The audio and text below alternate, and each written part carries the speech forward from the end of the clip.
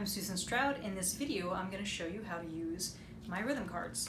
So you can find these for free on my website on susanstroud.com.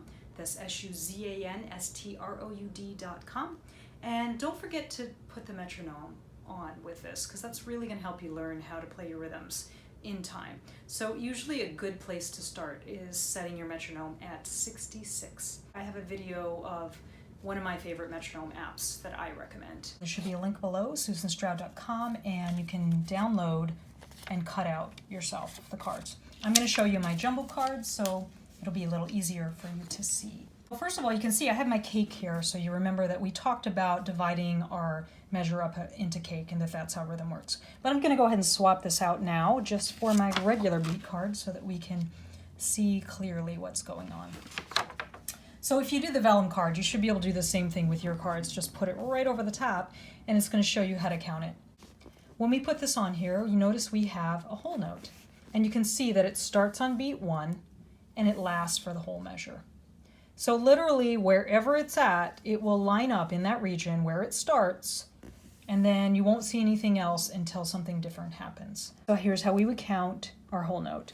1, 2, 3, 4. Now you can do these one at a time in the beginning, and then when you get good at that, you can actually string a bunch together and do 4 measure sets. So now we have half notes. 2 of them fit in one measure, and it starts right here at the beginning. 1, 2, 3, 4. Quarter notes. Now we've got 1 in each beat. 1, 2, 3, 4, and you can see it lines up right in the region where the number is, how you count it. Next thing we have are eighth notes. Now we have our beat divided in half. So you can see the smaller divisions here in each beat. The bold is 1 beat, and then the lighter colors, the gray, will be the subdivisions. So now this solid gray line is half of the measure. And we can see we've got a note head. Always look for the note head. Lines up right under here. The next one lines up under and. 1 and 2 and 3 and 4 and. All right, next we are going to line up 16th notes with this. So now we have 4, we have the dotted here. So when you notice the eighth notes, we always, when we divide each beat up, the first eighth note gets called the number, and the second eighth note gets called and. All right, so same concept here, but now we need 2 other possibilities because we're dividing it up even smaller. So the first note gets called 1, E, and ah. So it goes like this.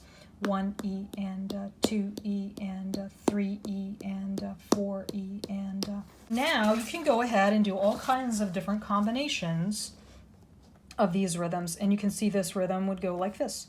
1, 2, 3, 4, 1, 2, 3, 4. All right, let's take the beat grid off for 1 second, because obviously that's just to help us get started really visualizing that half of our measure here is 2 counts, right? So that's, and this took up all 2.